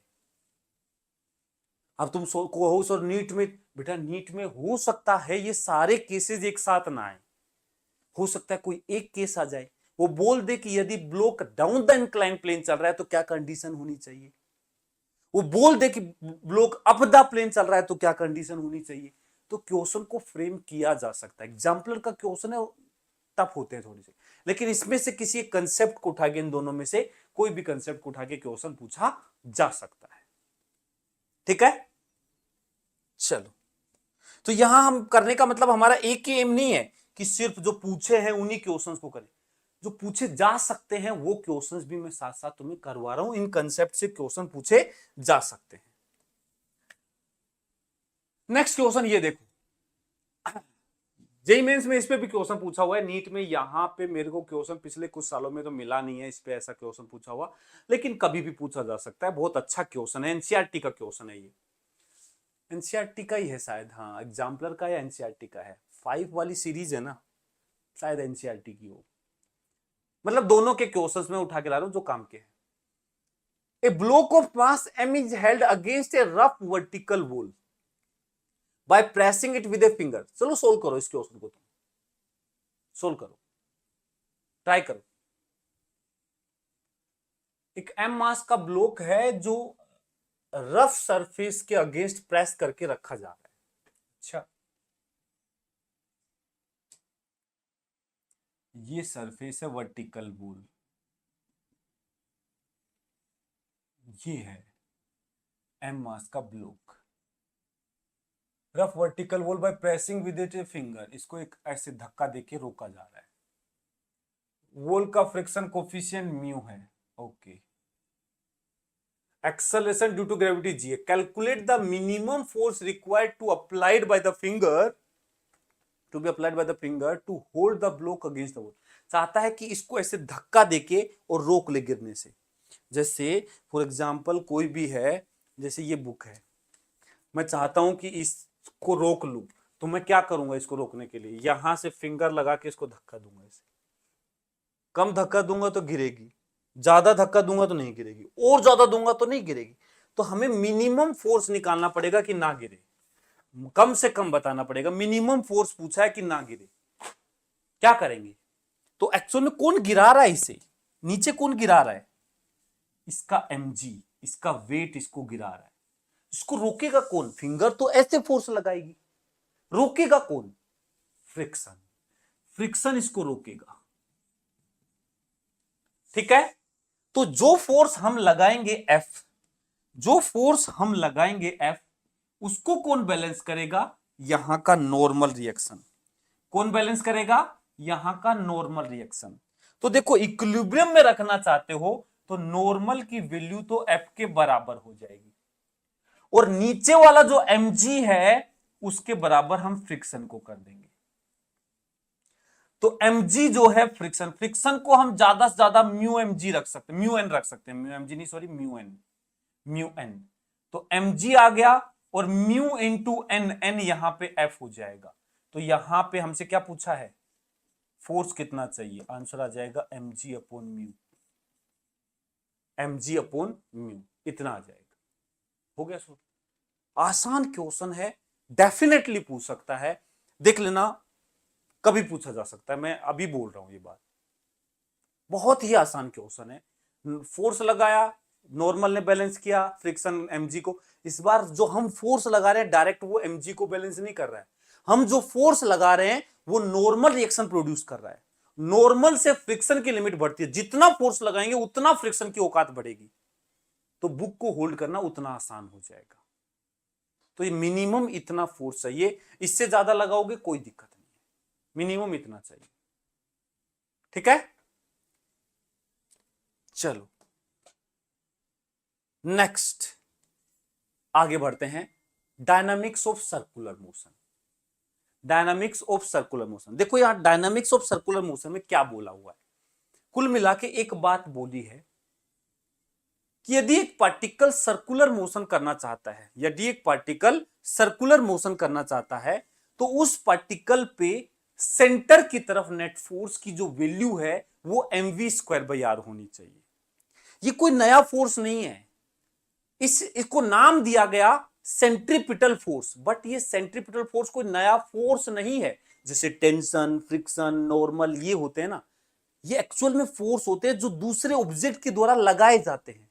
सेंट्रीपिटल फोर्स ऐसा कोई फोर्स नहीं है, ये सिर्फ एक जरूरत का नाम है। यदि तुम एक पार्टिकल को सर्कल में घुमाना चाहते हो तो उस पर सेंटर की तरफ तुम्हें फोर्स लगाना ही पड़ेगा। जब तक तुम पकड़ के उसको सेंटर की तरफ नहीं खींचोगे वो सर्कल में नहीं घूमेगा, चाहे अब वो कोई भी हो, चाहे वो टेंशन लगाए, चाहे फ्रिक्शन लगाए, चाहे नॉर्मल लगाए, कोई भी लगाए, लेकिन सेंटर की तरफ पकड़ के फोर्स लगाना पड़ेगा, तभी वो सर्कल में घूम पाएगा। जैसे गाड़ी है, गाड़ी चला रहे हैं, सर्कल पे टर्न ले रहे हैं, तो वो ऐसे नहीं घूम जाती है, ग्राउंड का जो फ्रिक्शन है उसको सेंट्रीपिटल फोर्स प्रोवाइड कर रहा होता है। जब रस्सी को पकड़ के एक पार्टिकल रस्सी से बांध करके ऐसे घुमा रहे हैं, तो रस्सी का फोर्स उसको सेंट्रीपिटल फोर्स प्रोवाइड कर रहा होता है। तो दिस सेंट्रीपिटल फोर्स mv²/r जो है, ये बेटा याद रखना कोई नया फोर्स नहीं है। बहुत से बच्चे तो समझते हैं कि सेंट्रीपिटल फोर्स एक नया फोर्स आ गया, नहीं है ये नया फोर्स। सेंट्रीपिटल फोर्स उस जरूरत का नाम है जो उस पार्टिकल पे लग रहा है।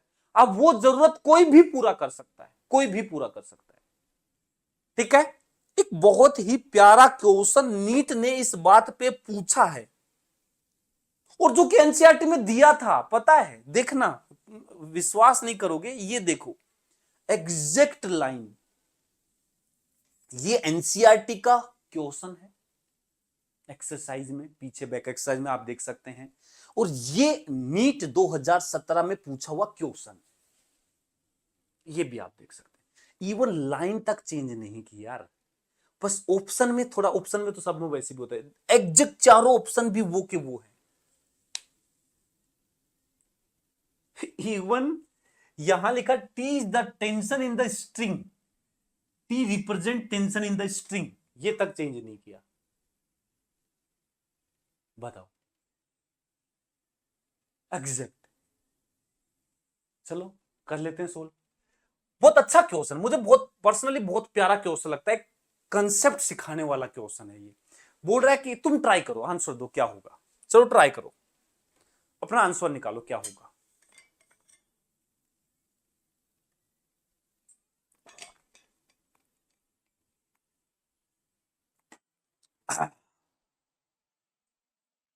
One end of a string of length L is connected to a particle of mass M and other to a small peg of smooth horizontal table। एक टेबल पे ये तो एक मतलब कील वगैरह से गाड़ रखी है और ये रस्सी से बांध रखी है, ठीक है। If the particle moves with circle with speed v, speed v से ऐसे सर्कल में घूम रहा है, सर्कुलर मोशन कर रहा है ऐसे। Net force on the particle directed toward centre, बोल रहा है कि सेंटर की तरफ नेट फोर्स क्या होगा। कुछ बच्चे क्या करेंगे, सर सेंटर की तरफ देखो रस्सी की टेंशन, और सर अभी आपने बोला सेंट्रीपिटल फोर्स, तो सेंटर की तरफ नेट हो गया tension plus centripetal force mv square by r. कुछ ज्यादा पढ़े लिखे होंगे, ज्यादा दिमाग लगाएंगे, नहीं सर, सेंट्रीफ्यूगल फोर्स होता है एक। सेंट्रीफ्यूगल फोर्स सर सेंटर से बाहर की तरफ लगता है, तो अंदर टेंशन, बाहर सेंट्रीफ्यूगल फोर्स, नेट हो जाएगा T minus mv square by r. कुछ कहेंगे ना सर ये पूरी सही बात नहीं बोल रहा है, सर अंदर टेंशन बाहर सेंट्रीफ्यूगल फोर्स, और सर ये टेंशन ही सेंट्रीफ्यूगल फोर्स के बराबर होती है, तो T minus mv square by r zero हो जाएगा सर। ये सारे ही गलत जवाब है, सही जवाब है टेंशन। बेटा इस पार्टिकल पे इकलौता फोर्स टेंशन ही है, mv स्क्वायर बाई आर जैसा कोई फोर्स होता ही नहीं है, होता ही नहीं है। सेंट्रीपिटल फोर्स एक जरूरत का नाम है, यहां वो जरूरत टेंशन पूरा करेगी।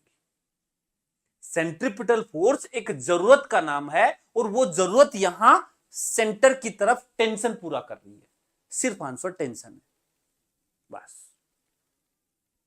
और इस टेंशन की वैल्यू बराबर होगी mv स्क्वायर बाई एल, मतलब यहां जो टेंशन होगी रस्सी में वो mv स्क्वायर बाई एल के बराबर होगी, ना इससे कम चलेगी ना इससे ज्यादा चलेगी, इतनी चलेगी।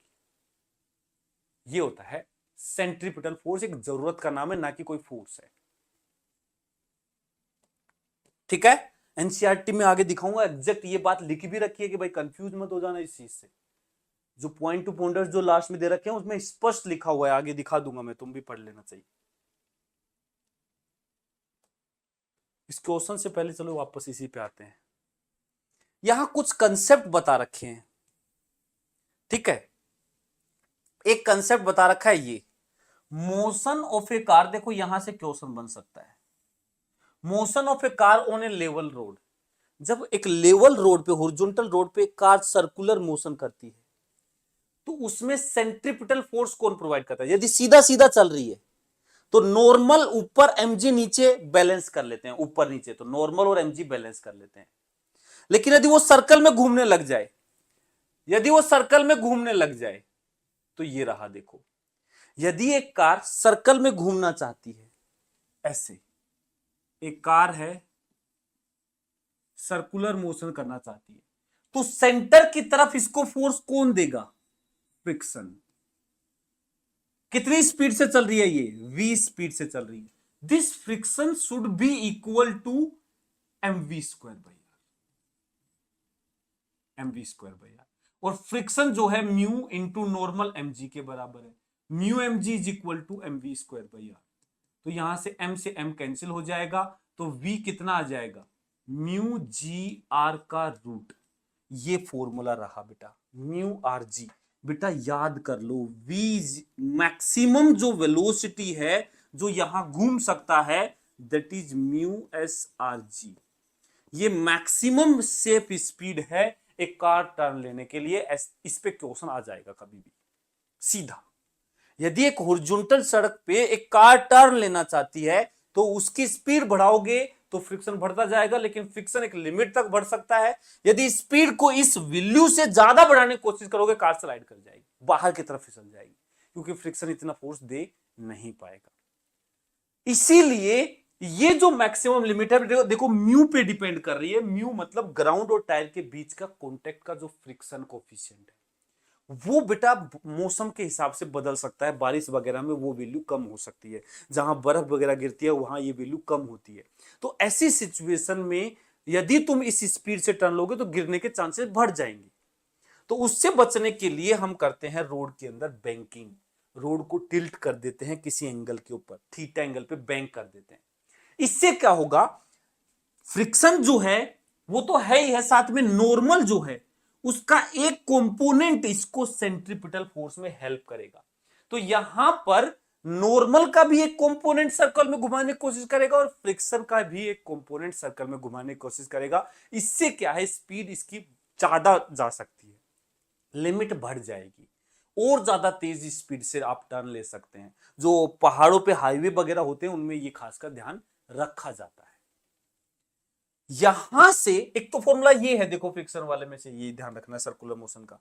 एक ये देखो motion of A car on banked road, इस पे देखो इसने सोल्व किया है, सोल्व क्या किया है उस पे ज्यादा ध्यान देने की जरूरत नहीं है मेरे ख्याल से, सीधा सीधा बस ये फॉर्मूला याद रखने की जरूरत है, सीधा सीधा ये फॉर्मूला याद रखने की जरूरत है, ये फॉर्मूला। ठीक है, ये भी नीट में पूछा हुआ है, ये भी नीट में पूछा हुआ, सीधा मैक्सिमम वेलोसिटी पूछा था। देखिए क्वेश्चन देख ले, A circular race track of radius 300 metre is banked at an angle 15 degree, coefficient of friction between दे रखा है ये, मतलब थीटा दे रखा है, म्यू दे रखा है, ऑप्टिमम स्पीड मतलब maximum speed car to avoid, अच्छा एक पूछा है optimum speed of the race car to avoid wear and tear on its tyre, इसका मतलब होता है फ्रिक्शन यूज ना करे। बेटा याद रखना, विदाउट फ्रिक्शन ऑप्टिमम स्पीड जो है ना, optimum speed, optimum speed, optimum speed जो होगी इस वाले केस में बेटा म्यू को जीरो कर दो, मतलब फ्रिक्शन का जरूरत नहीं है। ऑप्टिमम स्पीड बोल दो या बोल दो कि स्मूथ इंक्लाइन प्लेन है उसके ऊपर सर्कुलर मोशन, तो इसमें म्यू को जीरो कर दो, तो ये जो स्पीड आती है ये आता है root r g tan theta. ये एक ऐसी स्पीड है जिसमें फ्रिक्शन नहीं लगता है या फ्रिक्शन की जरूरत नहीं पड़ती है, root r g tan theta. दूसरा पूछा है कि बताओ मैक्सिमम परमिसिबल स्पीड क्या होगी, उसका फॉर्मूला दे रखा है, ये याद रखना है। ये क्वेश्चन भी नीट में बेटा पूछा हुआ है, नीट में देखो पूछा हुआ क्वेश्चन, पहले तुम्हें मैं दिखा देता हूं, ये लो भाई देखो क्वेश्चन, ये लो नीट 2016 में पूछा हुआ क्वेश्चन, मैक्सिमम सेफ स्पीड क्या होगी, फॉर्मूला रटा है तो सीधा आंसर लिखोगे, root g r mu plus tan theta upon 1 minus mu tan theta, ये आंसर, ये आंसर। ठीक है, चलो एक क्वेश्चन करते हैं ये वाला। बोल रहा है कि एक stone of mass this tied to one end of the string wild around a circle of radius 1.5, mass दे रखा है, रेडियस दे रखी है, और with speed 40 revolution per minute, इसको जरा दिखना, 40 रिवोल्यूशन पर मिनट, ये क्या है, ये कुछ एंगुलर वेलोसिटी टाइप में लिखा हुआ है, स्पीड नहीं होता रिवोल्यूशन पर मिनट में, स्पीड मीटर पर सेकंड में होता है, ये एक्चुअल में एंगुलर स्पीड है, वो भी रिवोल्यूशन पर मिनट को रेडियन पर मिनट पर सेकंड में बदलो, तो 40 रिवोल्यूशन, एक रिवोल्यूशन मतलब 2 पाई रेडियन, और एक मिनट मतलब 60 सेकंड, बेटा रेडियन पर सेकंड बदलने के लिए आरपीएम को 2 पाई बाई 60 से मल्टीप्लाई करते हैं, तो ये 2 दूनी 4, 2 तिया 6, 4 pi by 3, 4 pi by 3 radian पर सेकंड हमारे पास क्या आ जाएगी, एंगुलर स्पीड आ जाएगी ओमेगा, ओमेगा। ठीक है, okay. What is the tension in the string, बताओ टेंशन क्या होगी। अभी मैंने बताया कि एक पत्थर को रस्सी से बांध के तुम यदि घुमा रहे हो ओमेगा से, तो सेंट्रिपिटल फोर्स जो है mv स्क्वायर बाई आर होता है, इसको एम आर ओमेगा स्क्वायर भी बोल देते हैं, एक ही बात है, क्योंकि v is equal to r omega होता है। बेटा ये दोनों फॉर्मूले याद रखो, एनसीईआरटी में लिख लो, आप अपने पास में जो एनसीईआरटी है उसमें लिख लो करके, ऐसे जहां पे m v square by r लिख रखा है वहां लिख लो, और m r omega square, m r omega square लिख लो, दोनों फॉर्मूले एक ही बात है, एक ओमेगा के टर्म्स में है, एक स्पीड के टर्म्स में है। ठीक है, तो ये टेंशन बताओ कितना आ जाएगा, T इज इक्वल टू आएगा, m है 0.25, रेडियस है 1.5, और ओमेगा है 4 पाई बाई 3 का स्क्वायर, यहां से आंसर आ जाएगा। ठीक है, सोल्व करने का तरीका इसको ऐसा होता है, इसको लिखो 0.25 को 1/4, इसको लिखो 15/10, इसको लिखो 16 पाई स्क्वायर बटे 9, अप्रोक्स सोल्व करना चाहो तो पाई स्क्वायर को 10 ले सकते हो, अप्रोक्स पाई स्क्वायर 10 के बराबर होता है लगभग, तो 3 तिया 9, 3 5 15, और ये 4 चौक 16, 5 चौक 20/3, लगभग 20/3, लगभग 20/3 न्यूटन, लगभग 7 तिया 21 है ना, 7 न्यूटन के आसपास टेंशन है। फिर अगला क्वेश्चन पूछा था what is the maximum speed with which the stone can be whirled around the string can withstand maximum. बोल रहा है यदि रस्सी मैक्सिमम टेंशन इतना सहन कर सकती है, देख लेना भाई कैलकुलेशन कुछ गड़बड़ ना हो भाई, मास ओमेगा ये सब सही दे रखा था, मैंने यही किया है, 40 था, ठीक है सही किया है। यदि मैक्सिमम निकालना है तो टी मैक्सिमम को बराबर कर दो एम आर ओमेगा मैक्सिमम का स्क्वायर, यहां से ओमेगा मैक्सिमम आ जाएगा, कुछ नहीं इसी फॉर्मूले में ओमेगा मैक्सिमम आ जाएगा। ठीक है, स्पीड चाहिए तो मीटर पर सेकंड में ऑप्शन है, तो फिर उसको v is equal to r omega से स्पीड निकालो। तो ये एक अच्छा क्वेश्चन था, एनसीईआरटी में ही है बेटा, इस पे ऑब्जेक्टिव क्वेश्चन इजीली बनाया जा सकता है, या तो तुमसे वो टेंशन पूछ लेगा या तुमसे वो ओमेगा मैक्सिमम पूछ लेगा, दोनों एक साथ नहीं आएंगे, अलग अलग इंडिविजुअली क्वेश्चन बनाए जा सकते हैं। दोनों केस में एक ही formula T is equal to m r omega square, that's all. Omega दिया है टी बता देंगे, टी दिया है ओमेगा बता देंगे, सिंपल। ठीक है, बिल्कुल आराम से ऐसा क्वेश्चन पूछा जा सकता है।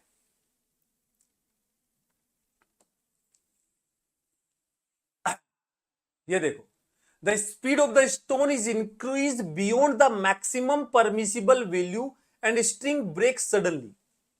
बोल रहा है पिछले क्वेश्चन देखो, इन एक्सरसाइज 4.21 यही है बेटा। बोल रहा है कि इस केस में जब एक पार्टिकल को हम ऐसे बांध के घुमा रहे हैं तो एक इसको बढ़ाते जा रहे, बड़ा तेज करते जा रहे, तेज कर, जस्ट मैक्सिमम टेंशन आई थी, उस मोमेंट पे वो टूटेगा रस्सी। जिस मोमेंट पे रस्सी टूटेगा तो उसके बाद पूछ रहा है which of the following correctly describe the trajectory of stone after string break. ये तुम्हें कमेंट में बताना है आंसर, आसान क्वेश्चन है, मैं इसलिए इसको आपके लिए छोड़ रहा हूं कि यदि हम सर्कुलर मोशन करते करते एक मोमेंट पे रस्सी टूटती है तो पार्टिकल किधर जाएगा। 3 ऑप्शन है, 4 भी नहीं है, ए बी सी, तीनों में से बताना है क्या आंसर होगा। ठीक है, ओके, आ जाओ, ये सर्कुलर मोशन की बातें होगी। तो अपने पूरा ऑलमोस्ट हम सोल्व कर चुके हैं। इसके बाद में लास्ट में कुछ छोटी मोटी कहानी और बता रहा है कि सोल्विंग प्रॉब्लम इन मैकेनिक्स कोई नई चीज नहीं है, ये वही चीजें बता रहा है कि जब तुम मैकेनिक्स में क्वेश्चन सोल्व करते हो तो किन किन बातों पे ध्यान रखना होता है। तो बेसिकली ये फ्री बॉडी डायग्राम के बारे में आपको बता रहा है कि ऑब्जेक्ट का फ्री बॉडी डायग्राम बनाना चाहिए। फ्री बॉडी डायग्राम बनाने के लिए बेटा हमें एक ऑब्जेक्ट सेलेक्ट करना पड़ेगा। कई बार ऐसा होता है मल्टीपल ऑब्जेक्ट्स होते हैं तो हम सिस्टम ऑफ ऑब्जेक्ट भी मान सकते हैं, जैसे 3-4 ब्लॉक रस्सी से बंधे हुए हैं तो सबको एक सिस्टम मान लेते हैं, तो सिस्टम का फ्री बॉडी डायग्राम भी बनाना पड़ सकता है। ये क्वेश्चंस के थ्रू हमने देखा है, रस्सी वाला क्वेश्चन किया था, सिस्टम माना था, वो सब चीजें देखी थी। और इसने एक बहुत ही प्यारी बात बोली थी कि जब भी तुम फ्री बॉडी डायग्राम बनाओगे तो देखो, do not include the forces on the environment by the system. ये बोल रहा है कि जब तुम किसी भी चीज का फ्री बॉडी डायग्राम बना रहे हो तो वो किस पे क्या फोर्स लगा रहा है वो मत देखो, उस पे क्या फोर्स लग रहे हैं वो बनाओ। बहुत काम की बात है, बच्चा गड़बड़ करता है। ये क्या करता है, एक ऑब्जेक्ट ने इस पे फोर्स लगाया वो भी उस पे लगा दिया, और किसी ने इस पे लगाया वो भी इस पे लगा दिया, और काम खत्म, दोनों एक्शन रिएक्शन कैंसिल, बराबर जीरो।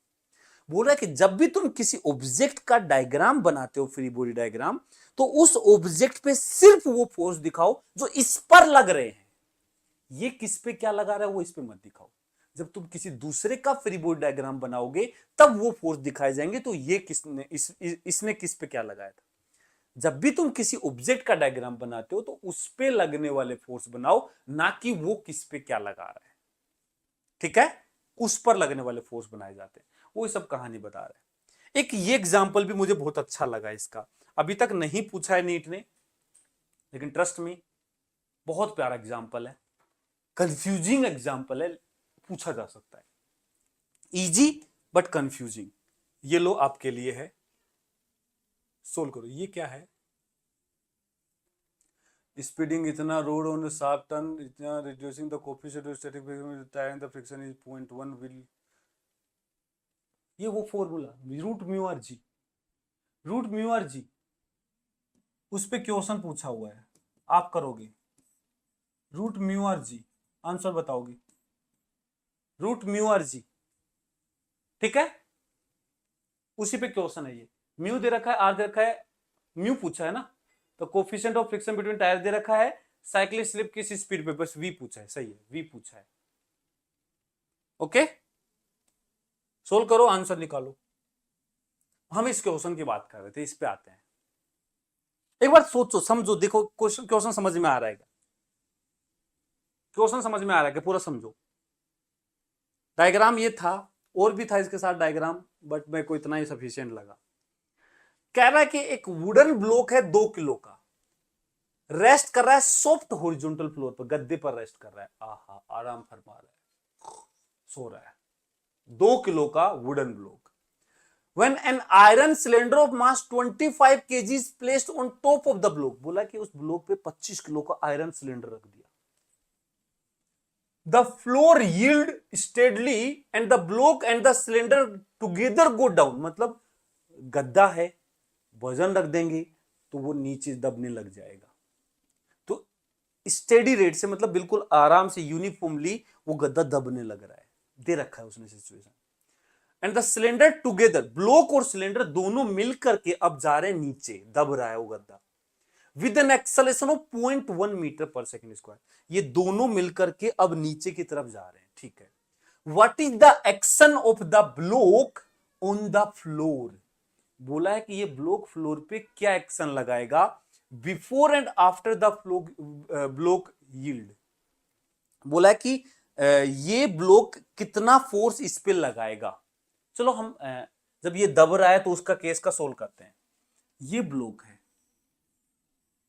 2 किलो का, ये सिलेंडर है, भारी है, मेटेलिक है, 25 किलो का। इन दोनों को एक सिस्टम मान लो। क्यों? क्योंकि हमसे ये फोर्स नहीं पूछा, हमसे पूछा है कि ये ब्लॉक ग्राउंड पर कितना लगा रहा है। बोला है कि what is the action of the block on the floor, floor पे, इस फ्लोर पे क्या एक्शन है। तो इन दोनों को एक सिस्टम मान, तो एक्चुअल में हमारे पास 27 किलो का एक सिस्टम हो गया, जो कि पूरा का पूरा 0.1 मीटर पर सेकेंड स्क्वायर से नीचे की तरफ दबने लग गया। तो ये इस पे देखो, नीचे की तरफ एक तो फोर्स लग रहा होगा mg, एक फ्लोर इसके ऊपर ऊपर की तरफ फोर्स लगा रहा होगा नॉर्मल रिएक्शन। जितना फ्लोर इस पे लगाएगा ये भी फ्लोर पे उतना ही लगाएगा। बेसिकली हमसे पूछा है कि फ्लोर पे नॉर्मल कितना लगेगा, वो ही नॉर्मल इस ब्लॉक पे लगेगा, एक्शन रिएक्शन है। लेकिन हम इस ब्लॉक पे इक्वेशन लगा सकते हैं, फ्लोर पे नहीं। फ्लोर का तो एक्सेलरेशन कुछ ऐसा कुछ बताया नहीं है, फ्लोर का मास वास ऐसा कुछ बताया नहीं है, तो इस ब्लॉक पे तो F is equal to m लगा सकते हो। नीचे mg, ऊपर नॉर्मल 0.1 से चल रहा है, पूरा एक सिस्टम माना हुआ 27 किलो का, इक्वेशन लगा दो। यदि बेटा इसको सिस्टम नहीं मान करके अलग अलग देखोगे तो एक बीच का फोर्स ये और आ जाएगा, फिर फालतू में इक्वेशन बढ़ जाएंगी। बल्कि हमें इससे कोई फर्क नहीं पड़ रहा है इसके बीच में क्या फोर्स, हमें तो सिस्टम लेना है क्योंकि साथ साथ चल रहे हैं, ठीक है। तो इक्वेशन क्या लगाई जाएगी, नीचे जा रहा है, नीचे की तरफ एक्सेलरेटेड है, नीचे का फोर्स बड़ा होगा, तो mg minus normal is equal to mass into acceleration. m हो गया 27, g 270 माइनस नॉर्मल रिएक्शन निकालना है, इज इक्वल टू मास हो गया 27 किलो इंटू एक्सेलरेशन। तो नॉर्मल रिएक्शन आ जाएगा 270 माइनस 2.7, तो कितना आ जाएगा ये 268, 267, 267.3 न्यूटन आंसर, इतना आंसर आ जाएगा। ये देखो फोर्स हो गया, ठीक है। तो बहुत अच्छा क्वेश्चन है, ठीक है, ऐसा क्वेश्चन पूछा जा सकता है। Identify action reaction pair in the problem, वो तो ठीक ही है। देखो एक्चुअल में ये नॉर्मल नीचे लगना और ये नॉर्मल ऊपर लगना एक्शन रिएक्शन है, इसका mg नीचे लगना, इसका रिएक्शन बेटा अर्थ के ऊपर, फ्लोर जो पूरी अर्थ है उसके ऊपर लगेगा, अर्थ पे mg, अर्थ के सेंटर पे लगेगा, वो दिखता नहीं है, सेंटर पर फोर्स होता है। mg का रिएक्शन फोर्स ग्रेविटेशनल फोर्स ही होगा जो सेंटर ऑफ अर्थ पर लगता है। क्या लगता है, हमें अर्थ यदि नीचे की तरफ mg से खींचती है तो हम भी अर्थ को mg से ऊपर की तरफ खींच रहे होते हैं, बराबर फोर्स लगा रहे होते हैं। लेकिन अर्थ इतनी हैवी होती है कि उससे उसको इस फोर्स से कोई खास फर्क नहीं पड़ता है, ठीक है, इसलिए हम उसको ऑब्जर्व नहीं कर पा रहे। Okay, clear? ये एनसीईआरटी हो गई, अपनी ये बातें हो गई, ये सारी बातें वही सब कह रहा है बेटा। समरी में देखो जो भी चीजें हमने पढ़ी हैं वो पूरी चीजें शॉर्ट में समरी में लिख रखी हैं। गो थ्रू होना चाहते हो तो हो जाओ, अदरवाइज चल जाएगा। यदि आपने पूरा थ्योरी को अच्छे से समझा है, पढ़ा है, देखा है, तो आपको इसको पढ़ने की जरूरत अब नहीं है। लेकिन यदि आपने स्किप किया है थ्योरी को, क्वेश्चन क्वेश्चन किए हैं, तो फिर आपको ये पढ़ना पड़ेगा खुद से बैठ के। मैं उसमें अब आपकी हेल्प नहीं करूंगा। हाँ, पॉइंट टू पॉन्डर जो है ये जरूर पढ़ने चाहिए, हर चैप्टर के पढ़ने चाहिए। इवन यदि आप मैं जो समझा रहा हूं वो बातें समझोगे तो आपको ये बिल्कुल बेसिक बेसिक चीजें लगेंगी, कोई खास इसमें नजर नहीं आएगा। लेकिन फिर भी हर चैप्टर के पढ़ने की आदत डाल लो। यहां जो काम की बातें हैं जो मैंने बोली थी वो इधर लिखी हुई हैं, देखो। बोला the centripetal force should not be regarded as yet another kind of force. देखो मैंने बोला था कि सेंट्रीपिटल फोर्स कोई नया फोर्स नहीं आया है, तो बोल रहा है कि सेंट्रीपिटल फोर्स को कोई नया फोर्स मत समझ लेना। It is simply a name given to the force that provide inward radial acceleration to a body in circular motion. बोल रहा है कि ये नाम दिया गया है उसको, जो भी फोर्स इसको सेंट्रीपिटल फोर्स, जो भी सेंटर की तरफ एक्सेलरेशन दे रहा है। We should always look for some material force like tension, gravitational, electric force, friction. ये होते हैं जो कि सेंट्री डिमांड को पूरा करते हैं। मैं देखो सिंपल शब्दों में समझाने का तरीका ये है, सेंट्रीपिटल फोर्स एक डिमांड का नाम है, जरूरत का नाम है, कोई फोर्स नहीं है। वो जरूरत कोई भी पूरा कर सकता है जो एक्चुअल में मटेरियलिस्टिक फोर्स होता है, एक्चुअल में टेंशन, नॉर्मल, फ्रिक्शन, कोई भी ग्रेविटेशनल फोर्स, कोई भी सेंट्रीपिटल फोर्स दे सकता है। ठीक है? Static friction is self adjusting force up to a limit, this do not. बोल रहा है कि देखो स्टैटिक फ्रिक्शन, इसमें बहुत बच्चा गलती करता है। स्टैटिक फ्रिक्शन की value mu s into N नहीं होती है बेटा, mu s into N maximum possible static friction होता है। ये मैक्सिमम लिमिट है, इससे ज्यादा नहीं जा सकता स्टैटिक। लेकिन स्टैटिक फ्रिक्शन इससे कम कुछ भी हो सकता है। तो हमेशा दो चीजें सोचना, एक लिमिट निकालना। हमेशा जब भी स्टैटिक फ्रिक्शन की बात आए तो एक लिमिट निकालना, ये उसकी औकात है, मैक्सिमम वैल्यू है। फ्रिक्शन उतना ही लगेगा जितना जरूरत है, याद रखना। स्टैटिक फ्रिक्शन उतना ही लगेगा जितना उसके मोशन को रोकने के लिए जरूरत है, मतलब टेंडेंसी को खत्म करने के लिए जरूरत है।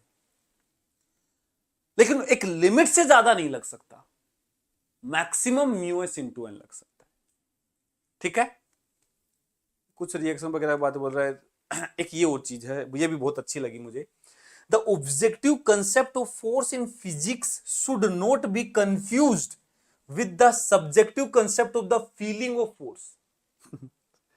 इसने थोड़ी लैंग्वेज टफ कर दी। तो बोल रहा है कि एक्चुअल जो फोर्स होता है ना, कभी उसको हमें क्या लगता है उससे रिलेट मत कर लेना।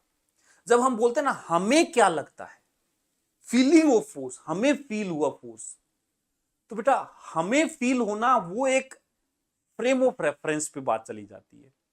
और फ्रेम ऑफ रेफरेंस की जो बात है वहां सूडो फोर्स वगैरह भी कंसिडर हो जाते हैं। तो एक्चुअल में क्या है, कभी झूला झूले हो, झूला झूले हो, ऐसे ये वाला झूला बैठ के झूले हो, कभी हॉरिजॉन्टल फ्लोर वाला, या merry go round. Merry go round को इतना तेज नहीं चलाते, फील नहीं होता। लेकिन जो ऐसे कई घूमने वाले होते हैं, डिस्को, कौन कौन से वो वाले होते हैं, वो चेयर पे बैठ के, तो जब ये चीजें घूमती है ना तो हमारी बॉडी बाहर की तरफ ऐसे लगता है जैसे किसी ने पकड़ के खींच लिया हो। जब वो झूला घूम रहा होता है तो ऐसा लगता है कोई बाहर पकड़ के खींच रहा है। वो कोई फोर्स नहीं है, वो हमें फील होता है कि कोई फोर्स है। एक्चुअल में वो कोई फोर्स नहीं है, कोई मटेरियलिस्टिक फोर्स नहीं, कोई पकड़ के खींच नहीं रहा होता है हमारे ऊपर, बस वो हमारी फीलिंग है। एक्चुअल में क्या है, हमारी बॉडी सीधा नहीं चल रही है, उसमें ऐसे घूम रही है। तो एक्चुअल फोर्स अंदर की तरफ है, रियली बता रहा हूं, एक्चुअल फोर्स अंदर की तरफ है, बट हमारी बॉडी को लगता है कोई बाहर पकड़ के खींच रहा है। ठीक है ना? फोर्स अंदर की तरफ लग रहा है। अंदर कौन लगा रहा होता है, जिस चेयर पे हम बैठे हैं उसका फोर्स होता है, या फिर ऐसे घूम रही है कई बार चेयर को, दूसरे एंड से पकड़ के खींचा जाता है क्योंकि हमें बाहर गिरने की टेंडेंसी होती है। यदि वो फोर्स जो उसको पकड़ रखा है हमने, यदि हमने हाथ छोड़ दिया, तब हमें पता चलेगा, हम सीधे ऐसे बाहर निकल जाएंगे उस झूले से, घूम नहीं पाएंगे। ठीक है ना। ये बहुत प्यारी बात बोल रखी है कि कभी भी इस चीज को कंफ्यूज मत करना कि हमें फोर्स क्या फील होता है। मैरी गो राउंड का इसने एग्जाम्पल दे रखा है कि हमें बाहर की तरफ फील होता है, लेकिन एक्चुअल में फोर्स अंदर की तरफ लगते हैं, एक्चुअल में फोर्स अंदर की तरफ लगते हैं। ठीक है, जैसे पानी के गिलास को ऐसे रस्सी से बांध के और ऐसे घुमाते हैं तो ऐसे लगता है जैसे पानी को किसी ने पकड़ के खींच लिया हो, लेकिन एक्चुअल में पानी पे पुश अंदर की तरफ हो रहा होता है, इसीलिए वो घूम पा रहा है। यदि अंदर की तरफ पुश उसको नहीं मिलेगा, मान लो उसको पीछे से कट कर दो, गिलास को पीछे खाली कर दो, तो पानी बाहर फेंक जाएगा, निकल जाएगा। तो एक्चुअल पुश उसको अंदर की तरफ मिल रहा होता है, फोर्स एक्चुअल में अंदर की तरफ लग रहा होता है। फील होता है उसमें बैठ के देखेंगे तो हमें कि बाहर की तरफ से गाड़ी सर्कल में घूम रही है, हमें लगता है पकड़ के किसी ने बाहर खींच लिया। एक्चुअल में फोर्स हमारे अंदर की तरफ लग रहा है। हमें क्यों लगता है? क्योंकि वो कार घूम गई, हमारी बॉडी सीधा जाना चाहती थी, इनर्शिया सीधा जाना चाहती थी, लेकिन कार घूम गई तो हमारी बॉडी को भी घूमना पड़ा। किसने घुमाया? हमारे पे सीट पे या कैसे भी फोर्स लगा है जो अंदर की तरफ लगा है। ठीक है, ये क्वेश्चंस मैंने बहुत सारे यहां पे करवा दिए हैं 3 लेक्चर में। ठीक है, अब आपके लिए कुछ क्वेश्चंस जो इजी इजी क्वेश्चंस हैं ये होमवर्क में है, जस्ट टाइम दो थोड़ा सा और इन 3 क्वेश्चंस का आंसर कमेंट में बताओ। बेटा जो भी क्वेश्चन मैं दे रहा हूं इनके आंसर कमेंट में जरूर लिखो। यदि तुम्हें कोई डाउट है इन क्वेश्चन में से तो मुझे बताना कमेंट के थ्रू, मैं उसमें से मेरे को लगेगा तो मैं कोई क्वेश्चन को डिस्कस भी कर दूंगा। ठीक है, तो ये हमारा था लॉज ऑफ मोशन। लेकिन बेटा इतनी मेहनत कर रहे हैं, एटलीस्ट आप इस वीडियो को यदि आपके लिए बेनिफिशियल लगता है कि यार बहुत काम का वीडियो था, तो आप जरूर बताएं और इसको शेयर करें, लाइक करें। ठीक है, ओके बेटा, thank you very much, bye bye.